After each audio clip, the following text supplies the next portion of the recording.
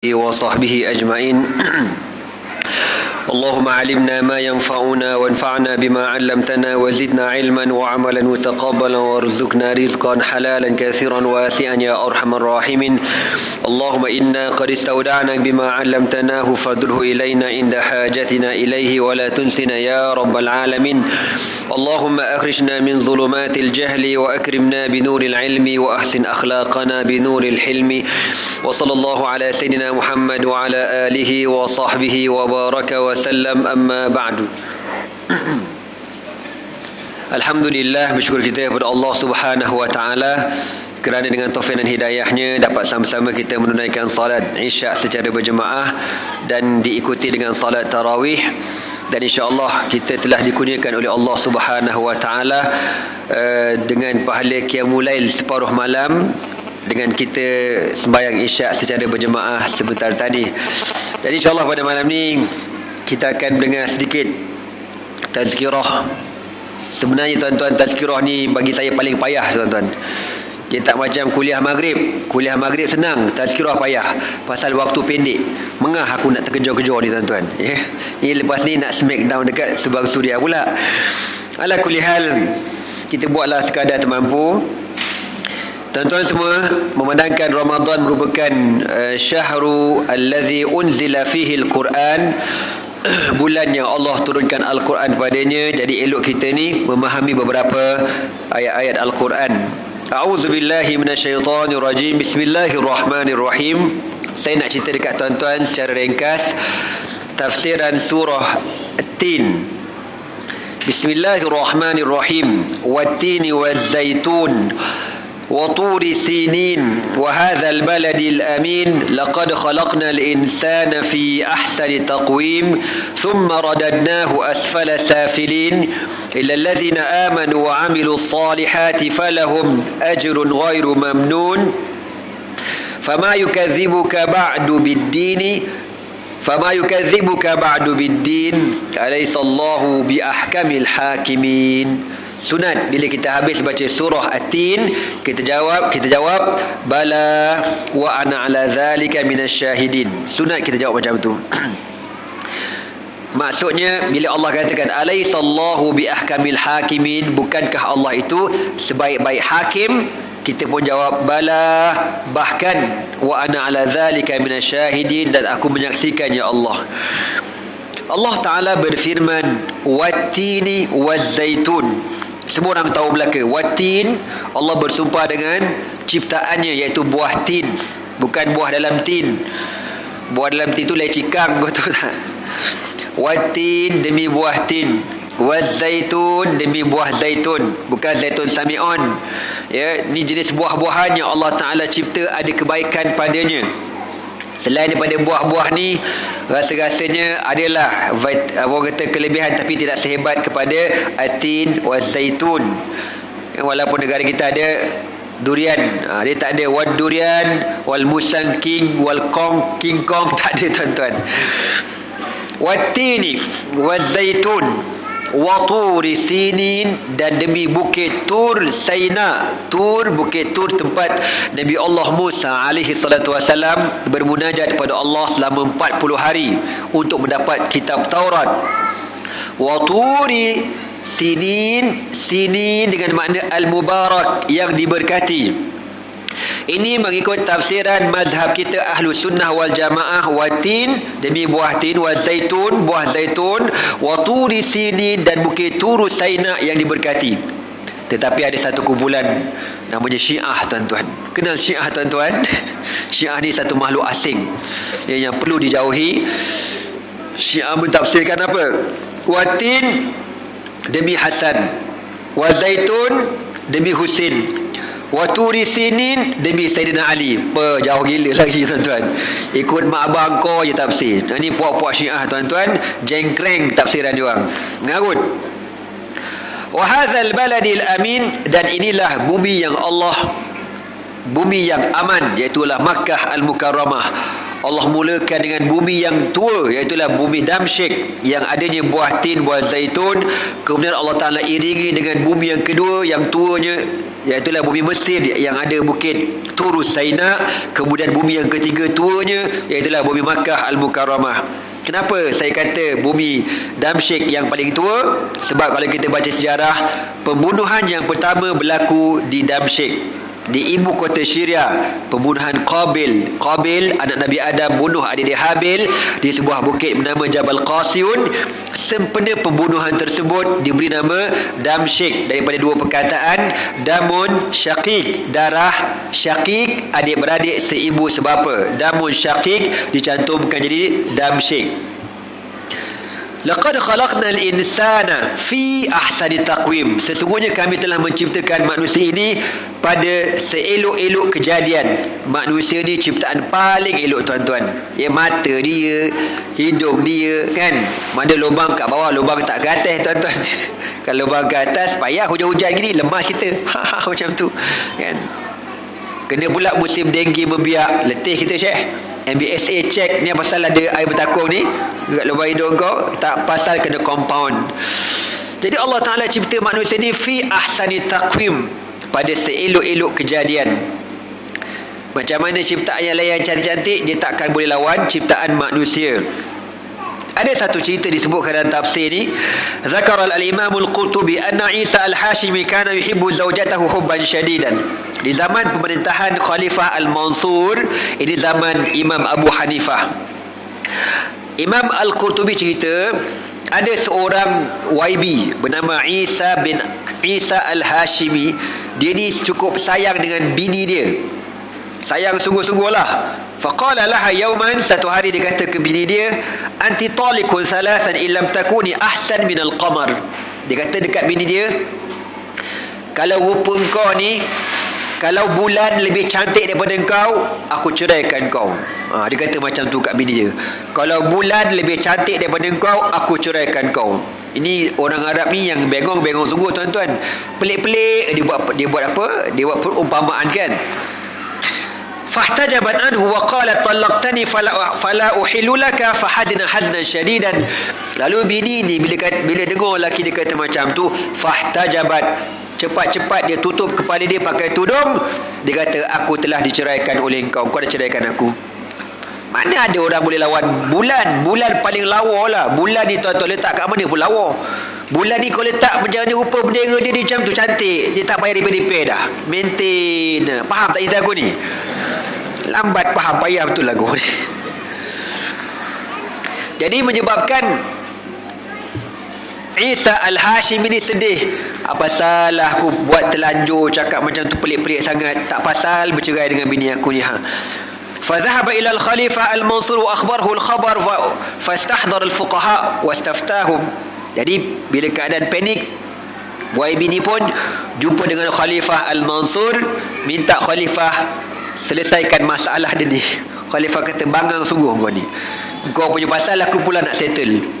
Tak pasal kena panggil ulama-ulama fiqah yang ada kawasan tu, yang alim-alim semua datang belaka di istana nak tanya jatuh ke tidak cerai ataupun talak ini. Sebab suami dia kata, kalau bulan lebih lawa pada kau, aku ceraikan kau. Bini kata, memanglah bulan lagi lawa pada saya bang, kan, kena cerai. Faqala jami'u man qad hadar tuliqat minhu. Semua ulama-ulama fiqah yang hadir kata memang confirm bercerai. Memang confirm bercerai. Mana ada bulan, bulan ni paling lawa kan. Kau laksana bulan, contohlah kan. Tanya sama pokok. Macam lagu lah orang cerita pasal bulan ni. Jadi illa rajulan wahidan min ashabi Abi Hanifah, kecuali ada seorang ulama tidak mengeluarkan fatwa. Senyap aja. Ulama ini daripada mazhab Abi Hanifah. Faqad baqa sakitan faqala lahu al-Mansur. Lalu Khalifah tanya, Tuan Guru, kenapa tak keluarkan fatwa? Orang lain semua dah kata cerai. Tuan, malaka la tatakallam, kenapa awak tak bercakap? Faqala lahu al-faqih, maka berkatalah ulama yang hebat, anak murid kepada Imam Abu Hanifah, dia kata apa? Ya Amirul Mukminin, yaqulullahu azza wa jalla, wahai Amirul Mukminin, Allah berfirman di dalam Al-Quran, laqad khalaqnal insana fi ahsani taqwim. sesungguhnya kami telah menciptakan manusia pada seelok-elok kejadian. Dia berhujah dengan surah ini. Falaysa syai'un ahsana minal insani khuluqan atau khalqan. Tidak ada satu pun ciptaan Allah yang lebih sempurna kecuali manusia. Pada segi kejadian, pada segi akhlak, wasuratan, pada segi rupa. Bulan-bulan gitu aja. Kita manusia kan, ada kepala, ada badan, ada tangan, ada kaki, ada bonggol, macam-macam ada kan. Wa taqwiman, dan pada segi yalah, takwim ni kejadian elok, seimbang, badan kita seimbang. Orang gemuk macam mana pun, kaki kecil tapi dia boleh beri, dia boleh balance badan dia. Canggih ciptaan Allah Subhanahu Wa Taala. Tapak kaki yang Allah ciptakan kita ni, mana pernah haus? Tapi kalau kasut kau pergi jogging kan, setahun 2 tahun haus tapak kaki tu saya. Tapi kalau tapak kaki kita ni, hari-hari kau jogging pakai tapak kaki, agak-agak haus tak tapak kaki tu? Memang confirm tak haus, makin tebal ke mata dia tuan-tuan. Tak percaya lepas pada ni tak bayar pakai slipper, bid'ah belaka kan, pakai kaki ayam live tuan-tuan. Jadi kita nak tahu ciptaan Allah canggih tak canggih. Lalu ulama ni kata segala-galanya sempurna pada ciptaan manusia. Jadi khalifah kata, faqala saddaqta wa raddaha ila zawjiha. Lalu masuk kata, betul kata ulama ni, maknanya cerai kau tak jatuh, kembalilah kepada suami kau, tak jatuh cerai. Sebab apa? Manusia lebih lawa daripada segala-galanya. Hatta bulan pun tak boleh tanding kecantikan manusia. Allah cipta manusia lawa macam tu tuan-tuan. Kemudian Allah kata apa? Thumma radadnahu asfala safilin. Kemudian kami kembalikan manusia ini kepada serendah-rendah kejadian. Kita nanti sampai satu tahap kita akan jadi tua sangat, ya. Sebab tu Nabi minta dalam satu doa, Allahumma inni a'udzubika min arzalil umur. Ya Allah, minta jauh daripada umur yang panjang sangat. Umur panjang tuan-tuan kalau sihat tak apa, tapi kalau umur panjang menyusahkan orang, jangan Syekh. Kan kadang-kadang ada orang berumur mencecah umur 80 lebih, 90 ada. Kan dia dah apa? Nyanyuk. Dah nyanyuk, berak mengata, bila tak berak ni kan, dia ambil kat bontot ni, sapu kat sini, sapu baik apa ni. Dia buat macam jam lagi tu, kan. Dia pergi sapu kat dinding, cantik abstrak kan. Kita tengok, alamak baik je, bau baik. Dia tak ada apa dah, dia hidung dah semua mati belaka dah. Jadi kau balik perangai macam budak-budak tak sedar ke diri. Inilah manusia yang Allah Ta'ala cipta. Nanti Allah kata radadnahu, kami kembalikan dia fi asfala safilin pada rendah kejadian. Kita nak juga Allah panjangkan umur, tetapi biarlah umur yang diberkati insya-Allah. Amin, ya. Macam ada seorang ulama Syiah yang sekarang ada dekat Malaysia tengah buat roadshow, nama Syekh Muhammad Qurayyim Murajih. Umur dia berapa tuan-tuan? 91 tahun. Tapi otak dia Masya Allah, Quran 30 juzuk, matan fiqah, tauhid semua dalam kepala dia. Mata sihat, telinga sihat belaka. Kita tengok orang sorong pakai apa ni, wheelchair tu kan, kulu kili wheelchair. Sekali ada kawan kata, kita bawa lah pergi jalan dekat Tasik Berdana, dia turun wheelchair, siap jogging lagi terperanjat. Kita orang, uish, biar betul ingat kakak kita larat dah, siap boleh berjogging lagi. Kau tahu, ni berkat. Dia katakan, kau doakan aku supaya Allah panjangkan umur aku sampai 100 tahun. Allahu Akbar. Ya. Kalau yang dulu yang datang dulu tu Syekh Muhammad Ali As-Sabuni, lah umur dia 85. Dia kata kau doakan aku ya sampai umur aku 120 tahun. Allah kata 120 tahun. Anak kata kenapa nak panjang-panjang umur? Kan kalau ikut kita ni, kita yelah biasa-biasa dah lah. Dia kata apa? Dia kata aku rasa amalan aku tak cukup nak bertemu Allah. Tak cukup amalan, tak cukup. Ni tafsir yang aku baca ni tuan-tuan, karangan dia lah ni, Syekh Muhammad Ali As-Sabuni, salah seorang ulama Syiah terkenal yang masih hidup sihat walafiat. Ia mengarang tafsir syarahkan Sahihul Bukhari. Hebat sangat. Ana duduk dengan dia dalam beberapa minggu. Ana perhati dia duduk dalam bilik dia, tidur 3 jam aja, bangkit mengarang. Dia kata minta lah umur aku sampai 120 tahun sebab aku rasa amalan aku tak cukup. Dia kata Kita dengar macam tu tuan-tuan, berasa nak terjun bangunan selalu rasa kan.